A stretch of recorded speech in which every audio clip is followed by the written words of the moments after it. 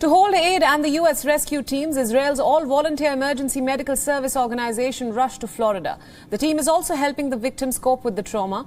Now, we spoke with the Vice President of Operations at the United Hatzalah on their efforts of the rescue. Listen in. Dov Mazel, you work with United Hatzalah, an Israeli rescue organization that flew to the US to help with relief efforts following the Condo Collapse in Surfside, Florida. Can you describe to us what your team was helping with there? So I just returned after a week of operation there. So United Hatzalah is a community-based emergency medical service with thousands of volunteers in Israel. And when we heard about this disaster in Miami, we were thinking, what best added value can we bring to the community there and to this relief efforts there?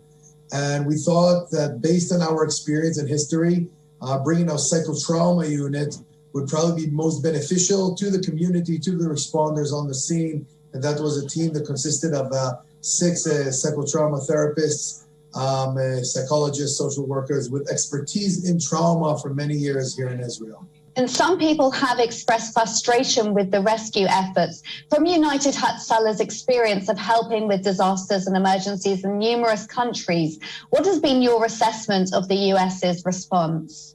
I think that it is, I understand the frustration of people because waiting and not getting answers and with so many people buried under that pile of rubble. We're talking about over 100 people that are buried there.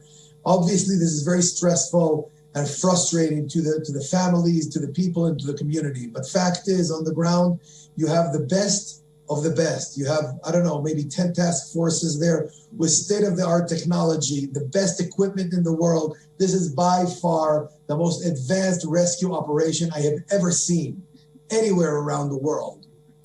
And the rest of the building was taken down in advance of an approaching storm hitting the area. Is there any room left for hope for the families of the missing? So the remainder of the building was taken down for many reasons. Number one is the weather. Number two is they were unable to work in certain parts of the site to recover those trapped under because of the building being unstable. So it limited the ability to rescue from all parts of the site. Now they'll be able to work through the whole site. Is there hope? Miracles do happen.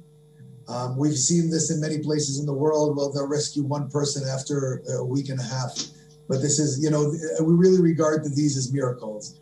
Unfortunately, and without wanting to sound unsensitive or insensitive, however you say in English, the chances are of finding people alive there are close to none.